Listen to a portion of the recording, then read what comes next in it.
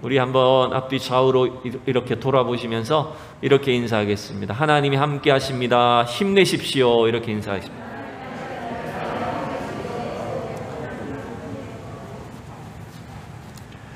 오늘도 이렇게 무더운 한날 또 주님의 은혜 가운데 또 열심히 일하고 또 애쓰고 수고한 우리 모든 성도님들을 진심으로 축복합니다. 오늘 이 밤에도 주님께서 주시는 큰 은혜가 우리 위에 넘치게 될 줄로 믿습니다. 창세기를 우리가 지난주까지 말씀을 함께 마치고 어떤 설교를 어떤 본문을 함께 나눌까 고민을 하다가 이 출애굽기를 이어서 함께 말씀을 살펴보기로 마음을 먹었습니다.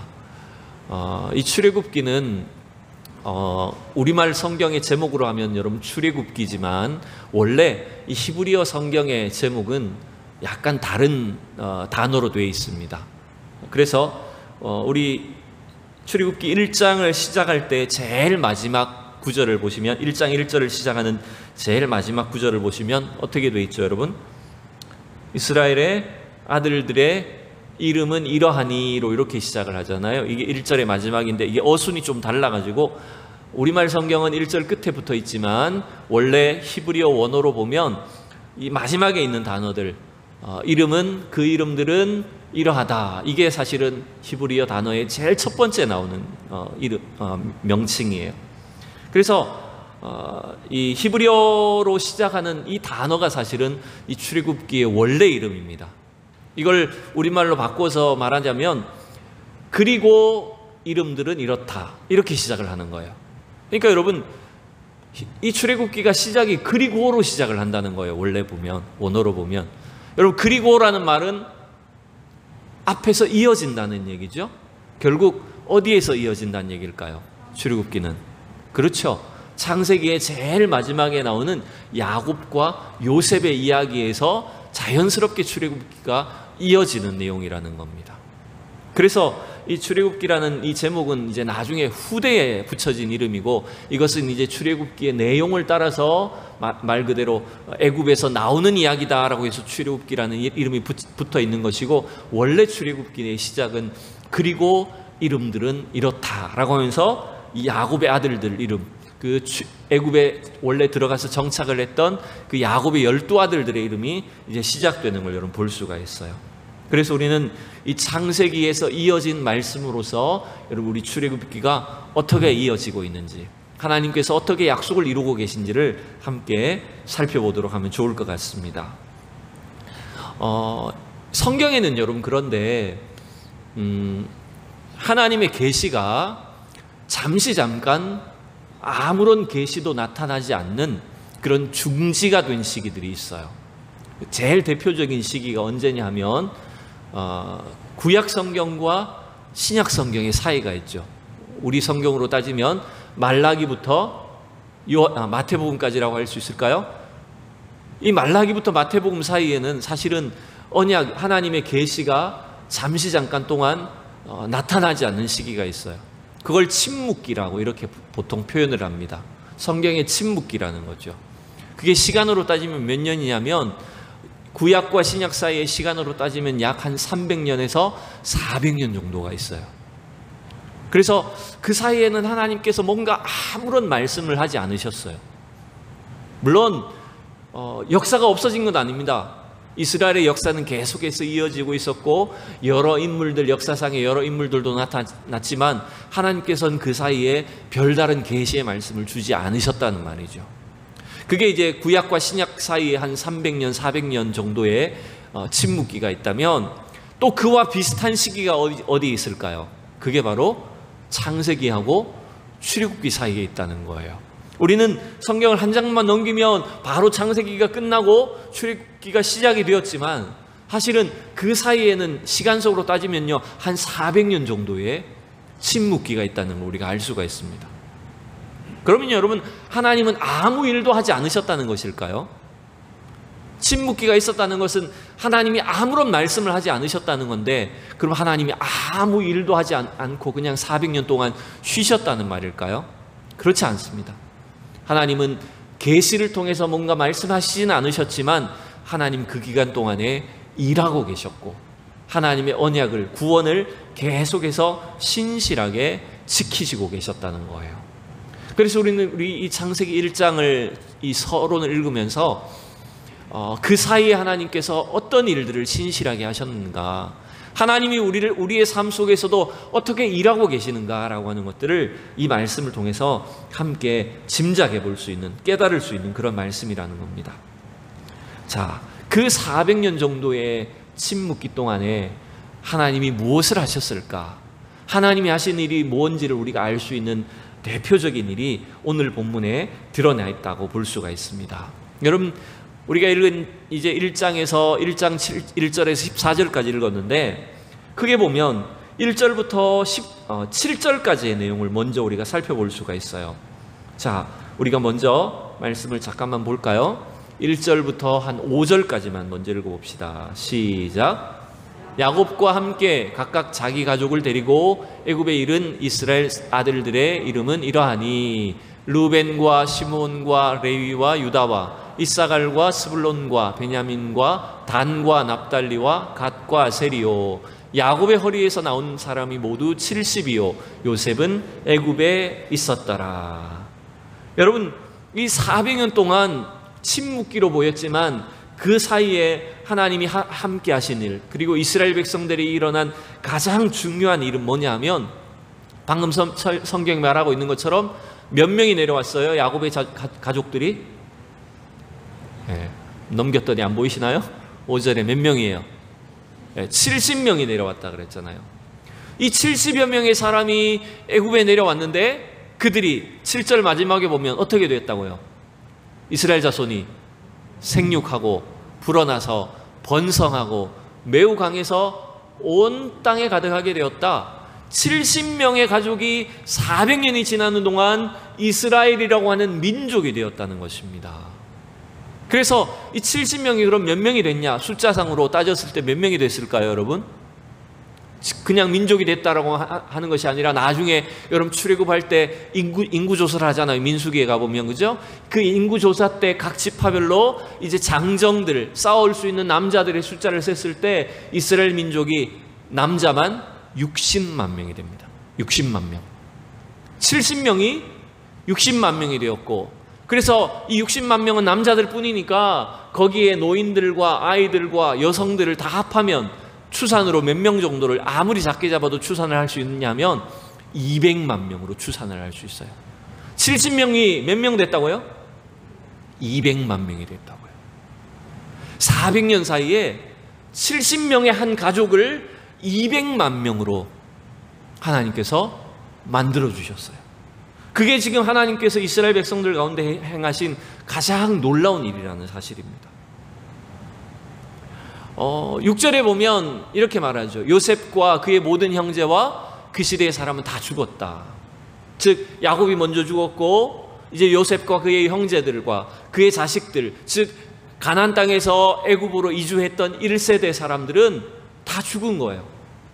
그리고 이제 어떻게 보면 이민 1세대 사람들은 다 사라졌는데, 그 자손들이 200만 명의 민족으로 불어났다는 겁니다. 이건 굉장히 놀라운 축복입니다. 여러분, 왜냐하면 한 가족이 그 가문의 정체성을 잃지 않고, 그들의 민족적인 정체성이나 하나님께 대한 신앙을 잃지 않고 400년을 유지할 수 있다는 것, 여러분, 이건 굉장히 놀라운 일이에요. 우리나라가 일제에 몇 년 압제를 당했습니까?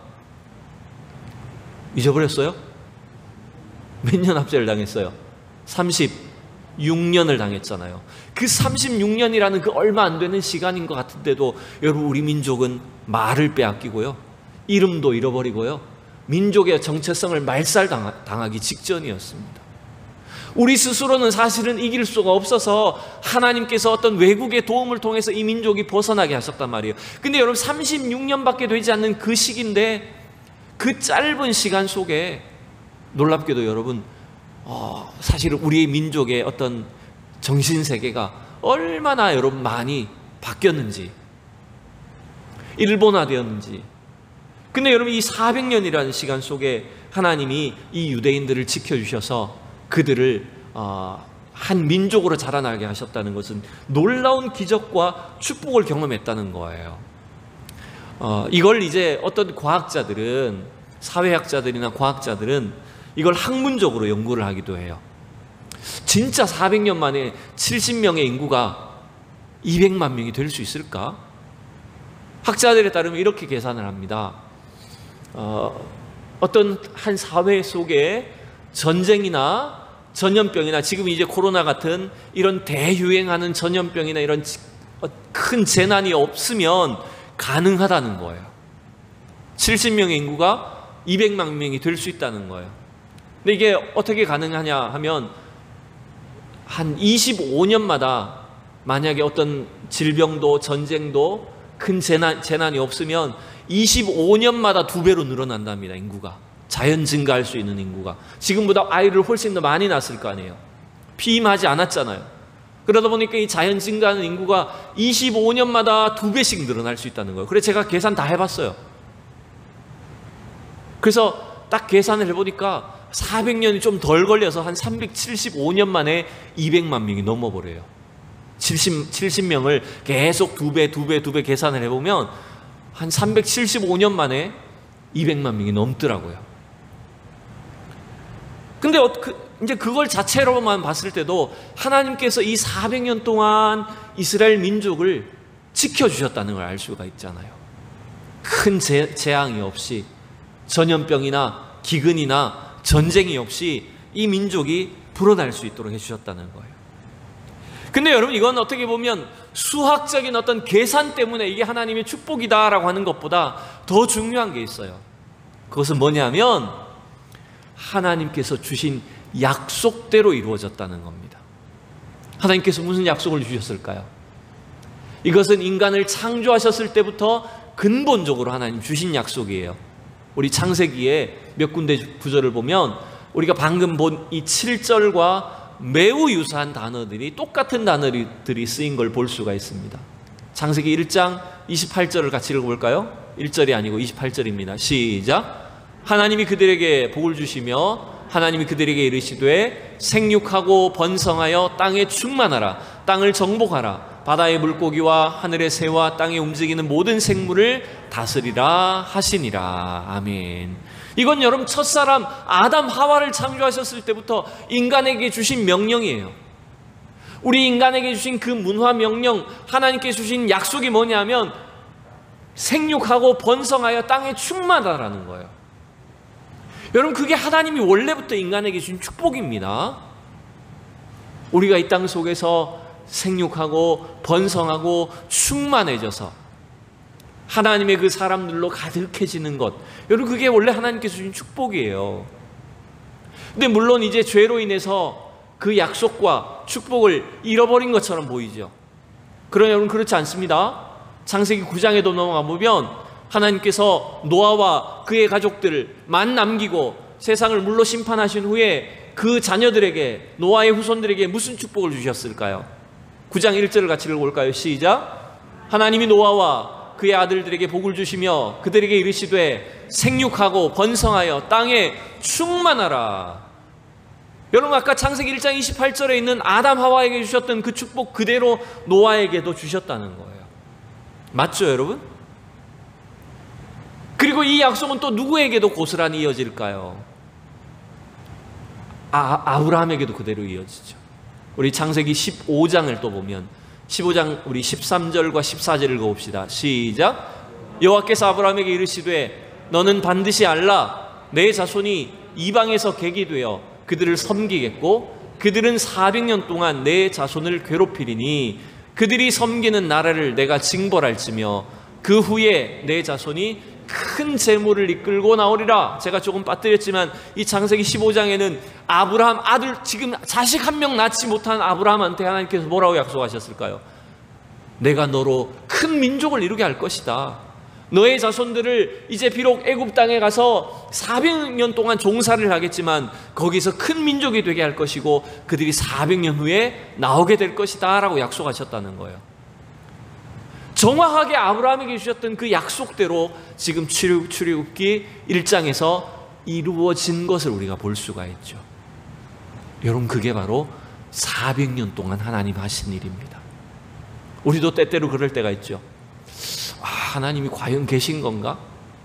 하나님이 아무런 말씀이나 사인이나 어떤 응답도 없으신 것처럼 보이고, 우리가 하나님 뜻을 알지 못하여 막 답답하게 여기지는 그런 시간들이 분명히 있을 수가 있습니다. 여러분, 그러나 기억하십시오. 하나님은 지금도 일하고 계신다. 하나님은 지금도 역사하고 계신다. 한 개인의 삶부터 시작해서 나라와 민족을 주님이 지금도 다스리시고 통치하고 계심을 여러분 믿으셔야 됩니다. 특별히 믿음의 백성들에게, 하나님께서 택하신 주의 자녀들에게 이 일들을 반드시 이루시고 계신다는 거예요. 비록 미약한 한 사람, 미약한 한 가정으로부터 출발한 것처럼 보이지만 하나님 그 400년 동안 침묵기를 거쳐서 이 이스라엘을 민족으로 성장하게 하셨다는 거예요. 여러분, 또 하나 우리가 생각해 볼 부분은, 그러면 이 400년 동안 아까 얘기했듯이 아무 전쟁도 없고 전염병도 없고 재앙도 없었기 때문에 하나님께서 그들을 아무런 어려움이 없도록 지켜주셨기 때문에 계속 두 배 성장해가지고 200만 명이 됐을까요? 아무런 어려움이 없었다는 말일까요? 또 그렇지 않다는 거예요. 오늘 말씀을 보면 여러분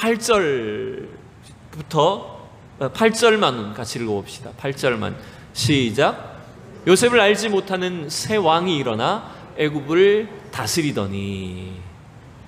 여러분, 아까 7절에서 보면 요셉과 그의 형제들, 그리고 가나안에서 애굽으로 이주한 1세대들이 다 죽고 나서는 그 이전 세대는 요셉 때 일어난 일들을 잘 알지 못한다는 거예요.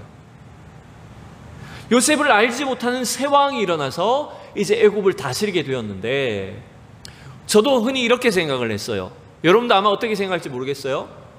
이스라엘 백성들이 지금 이 400년 동안 애굽 땅에서 큰 어려움이 없이 잘 살다가 그 다음에 이제 출애굽할 때쯤 되어가지고 애굽 백성들과 바로 왕이 엄청 막 괴롭히고 그들을 학대하고 이렇게 했을까요? 그러니까 200만 명이 되었지. 그러니까 400년 동안은 큰 고난이 없이 살았다고 이렇게 생각하기가 쉽습니다. 근데 이 구절을 보면 그게 아니라는 거예요. 400년 동안 아무 일이 없다가 마지막에 와서 이렇게 고난을 당해서 이들이 빠져나온 것이 아니라 요셉과 그 1세대들이 죽고 난 직후에 바로 어떻게 됐다는 걸까요? 애굽의 새 왕이 들어섰다는 거예요. 이게 무슨 말이냐면, 요셉을 알지 못하는 새 왕이 들어섰다는 것은 왕조가 바뀌었다는 겁니다.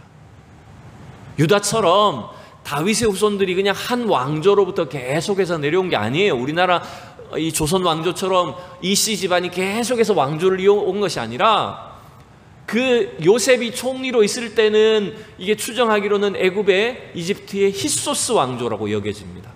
그래서 요셉이 총리로 있을 때 왕이 죽고 난 직후에 왕조가 바뀌어버린 거예요. 그래서 그 이전 세대하고는 아예 다른 왕조가 세워짐으로 인해서 의도적으로 요셉이 행했던 일들을 다 무시해버리고 그 이전 세대에 했던 일들을 알지 못하는 전혀 새로운 왕조가 나타나는 겁니다. 그러다 보니까 그 새로운 왕이 일어나면서 어떻게 됐다고요? 이스라엘 백성들은 어떻게 할까요? 지금 9절에 보니까 그 왕과 백성들이 이스라엘 백성들을 어떻게 여깁니까? 이 백성 이스라엘 자손이 뭔가 우리보다 자꾸 많아지고 너무 번식을 잘하고, 번식이라 하면 좀 이상하지만 너무 아이를 많이 낳고 너무 자꾸 퍼지고 경계하기 시작한 거예요.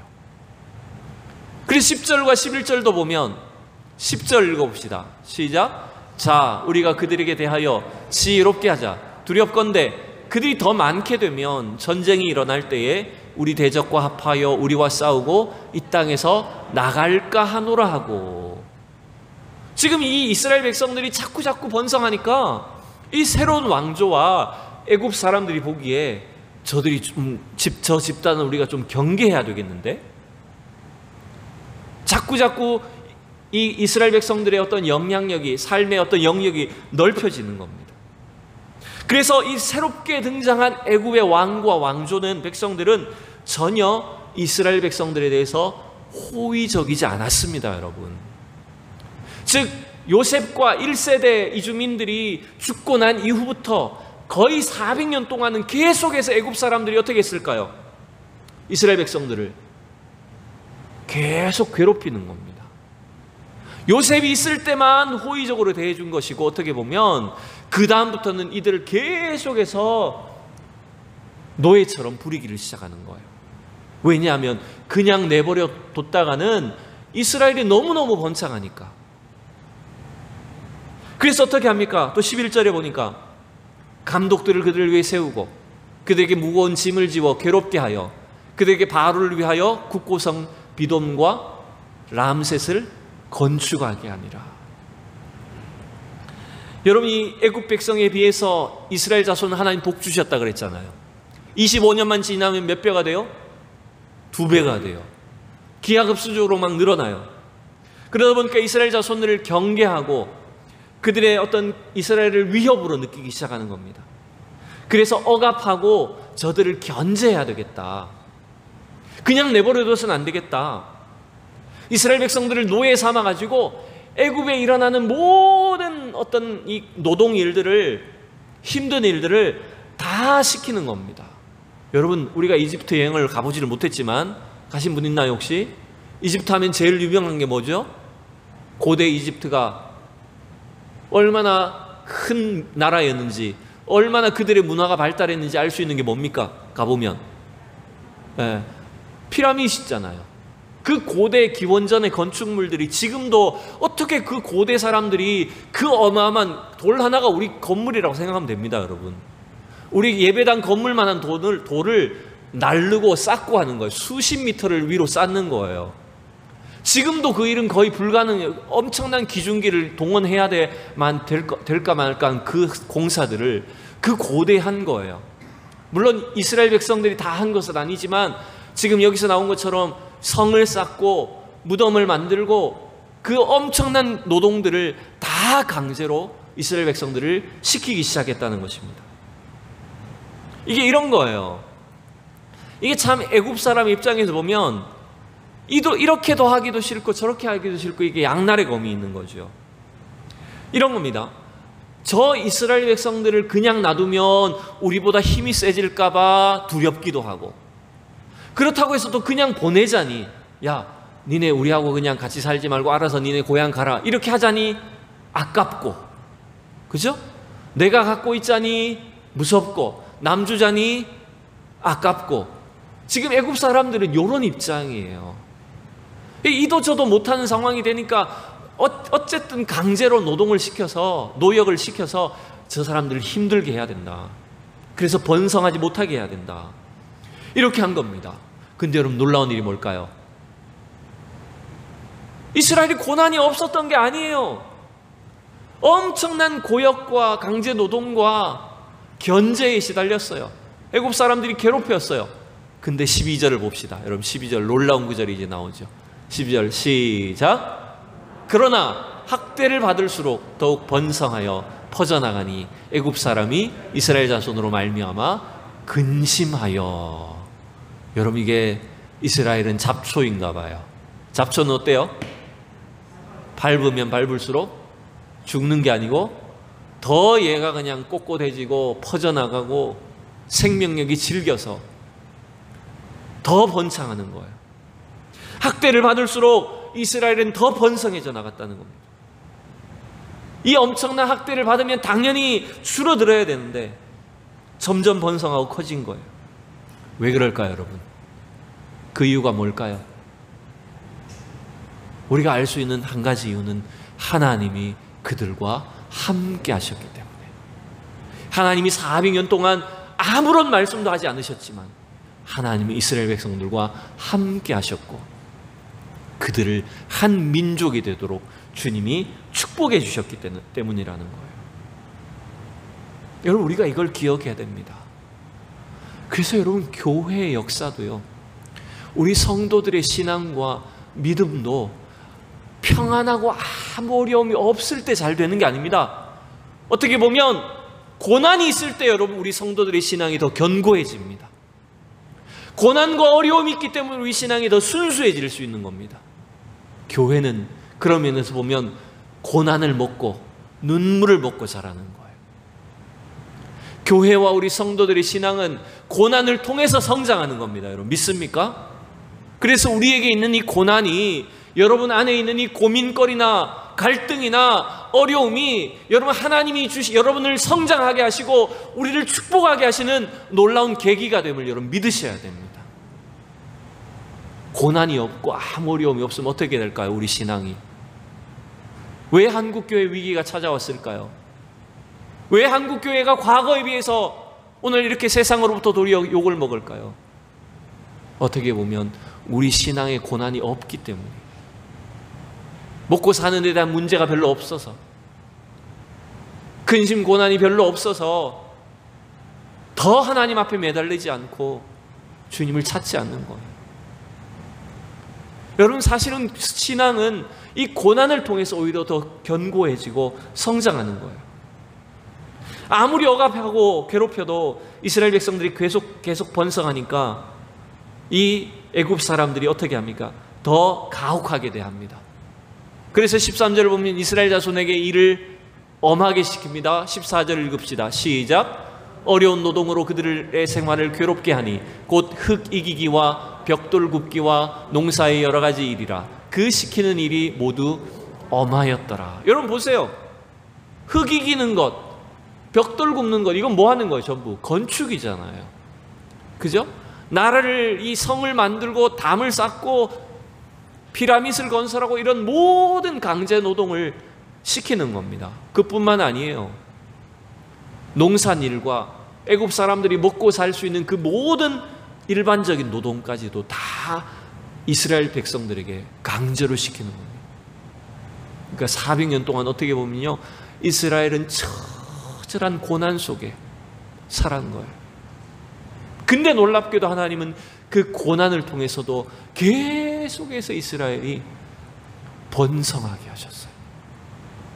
여러분, 오늘날도 하나님이 우리 성도들과 우리의 교회와 주님 주시는 이 나라의 민족 가운데도 이러한 축복과 은혜가 있기를 원합니다.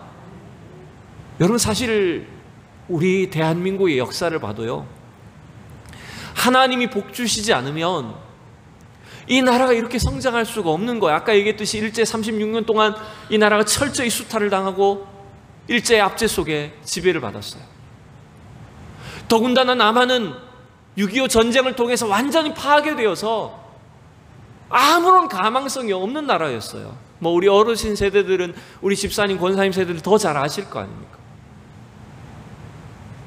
그러한 나라와 이 민족이 불과 5, 60년 사이에 이 엄청난 경제적인 성장과 발전을 이룰 수 있게 된 것, 여러분 세상 사람들은 믿지 않고 인정하지 않겠지만 여러분 그 뒤에는 이 민족을 지켜주시고 성장시켜주신 하나님이 함께 하신 줄로 믿습니다. 교회를 통해서 하나님 은혜를 베풀어 주시고 이 나라를 세워주신 놀라운 축복이 있었기 때문이라는 거예요. 그것이 없이는 여러분 절대로 이 나라가 성장하지 않아요. 지난달인가요? 괜히 제가 우리 국가 이런 요즘 말로 국뽕 이런 걸 얘기하려는 건 아닙니다. 유엔에서 전 세계 무역을 관리하는 그 위원회에서 대한민국을 개발도상국에서 선진국으로 정식으로 옮겼다고 뉴스가 나왔죠. 그러니까 그동안은 그냥 선진국쯤에 됐을 거야 말로만 했지만 이제는 진짜로 문서상으로 유엔이 선진국으로 진입을 시킨 거예요. 대한민국 경제 순위가 여러분 전 세계 10위권입니다. 10위 정도 합니다. 지금 무역 순위로는 6위입니다. 무역 규모로 여러분 전 세계 6위예요. 원조 받던 나라에서 먹을 것이 없어서 다른 나라로부터 원조를 받아야 됐던 나라가 불과 몇십 년 사이에 원조하는 나라로 바뀌었어요. 이것은 근현대 역사 속에서 한 번도 일어난 적이 없는 사례입니다. 여러분 그 일을 하나님이 이루어 주셨다고 믿습니다. 여러분 그게 바로 이스라엘 백성들 속에 그 애굽의 고난 속에서 이들을 지켜주시고 그들을 번성케 하시고 그 온 땅에 충만하게 하신 그 하나님의 역사라는 거예요. 자, 마지막으로 이것만 생각을 해보고 말씀을 마칩니다. 지금까지는 애굽의 입장에서 이스라엘 백성들이 참 위협이 되고 경계가 된다고 말씀드렸잖아요. 근데 반대로 이스라엘 백성의 입장에서 그 400년 동안의 노예 생활을 하는 것이 어떤 의미가 있을까요? 왜 하나님은 그냥 이스라엘 백성들을 평안함 가운데 애굽에서 번성하게 하지 않고 왜 압제 속에 그 강제 노역 속에 고난을 당하게 하셨을까요? 여러분, 그건 이런 의미가 있습니다. 하나님께서는요, 이스라엘 백성들을 번성케 하는 것도 목적이었지만 그들이 번성하는 것만 목적이 아니었어요. 그들이 한 민족으로 자라게 된 뒤에는, 민족으로 자란 뒤에는 반드시 아브라함에게 주신 약속대로 어떻게 해야 됩니까? 어디로 가야 됩니까? 애굽에 머물러 살아야 됩니까? 애굽을 흡수해서 애굽을 지배하는 것이 하나의 목적이었습니까? 하나님의 계획이 뭐였습니까? 약속의 땅 가나안으로 가는 것이 목적이었어요. 왜 하나님이 이스라엘 백성들에게 그렇게 애굽에서 번성하게 하시면서도 이렇게 엄청난 고난을 겪게 하셨냐 하면 애굽 땅에 계속 머무를 것이 아니라는 걸 알려주기 위한 거였어요. 애굽의 압제와 고난을 겪으면서 그들은 우리 조상들이 말했던, 우리 조상들에게 하나님 약속하셨던 그 땅으로 돌아가야 된다라고 하는 것들을 분명히 깨닫도록 하기 위함이었어요. 그렇지 않으면요, 자칫하면 어떻게 될까요? 여러분, 그 당시 애굽은 최강대국입니다. 가장 번영한 부국한 나라였어요. 그러니 당연히 이제 400년이나 머물러 살았다면 어떻게 됐습니까? 어떻게 되겠습니까? 이스라엘 백성들이 여기가 좋사오니 우리가 지금까지 여기서 이룬 터전과 산업과 이거 어떻게 버리고 가겠어요? 그렇지 않아요? 지금까지 쌓아놓은 게 있는데, 사놓은 땅이 있는데 왜 굳이 가나안으로 가려고 하겠어요?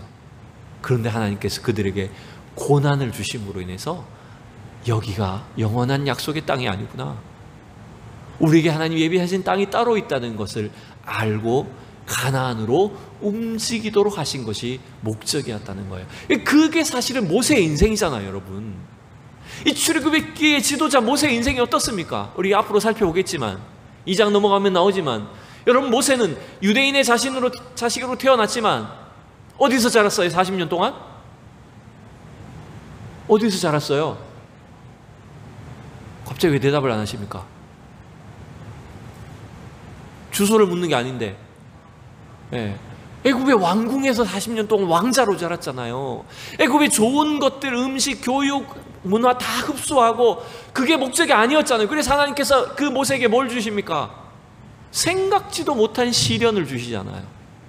80년 동안, 40년 동안 도망자가 되고 40년 동안 또 80년이 아니죠. 40년 동안 여러분 목동 생활을 한 뒤에 하나님께서 그를 불러주셔가지고 애굽이 네가 살 땅이 아니야, 너와 네 민족이 가야 될 땅은 저기야 라고 알려주신 거잖아요. 마치 그 모세의 인생과 같은 것이 이스라엘 백성들에게 주셨던 이 생각지 못한 고난이었다는 거예요. 여러분, 이건 우리 성도들의 신앙도 마찬가지입니다. 여러분, 이 땅에 여러분의 가정과 여러분의 산업과 자녀들과 여러분의 인생에 하나님이 번창케 하시는 복 주시는 은총이 있기를 축복합니다. 그러나 여러분, 이 땅이 전부가 아닙니다.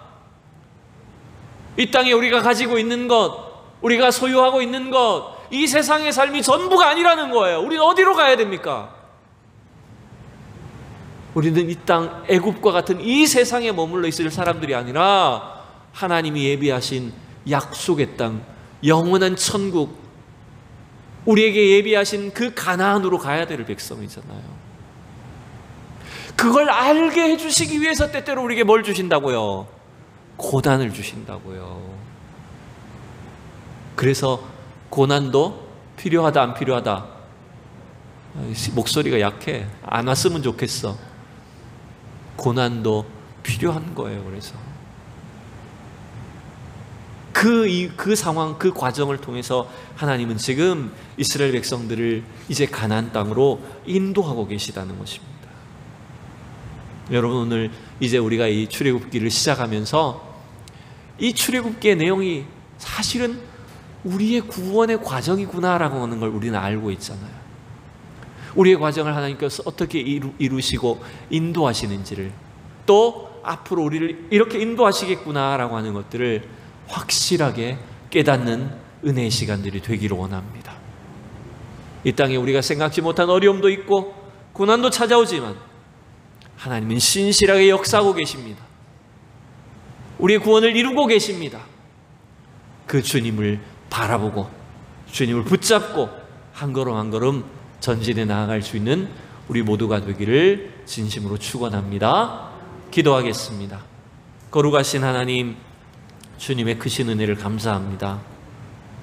하나님께서 400년 동안 아무런 말씀을 하지 않으신 것처럼 보이지만 하나님께서 그 약속을 이루시고 신실하게 역사하셔서 이스라엘 백성들을 한 민족이 되게 하시고 하나님의 놀라운 은혜와 축복을 주신 것, 또 그들을 가나안 땅으로 인도하시기 위해서 하나님께서 그들과 함께 하시고 동행하신 것을 이제 말씀을 통해서 배웁니다. 하나님, 우리의 구원이 이와 같음을 깨닫고 하나님의 그 인도하심을 따라 한 걸음 한 걸음 전진해 나아갈 수 있는 우리 모두가 되게 하여 주시옵소서. 우리가 원치 않는, 생각지 못한 영적인 고난과 여러 가지 일들, 어려운 모든 문제들이 우리 앞에 닥쳐오지만 그 상황을 통해서도 주님 일하고 계심을 믿습니다. 하나님의 약속을 신뢰하며 믿음으로 나갈 수 있는 우리 모두가 되게 하여 주시옵소서. 감사드리며 예수님의 이름으로 기도하옵나이다. 아멘.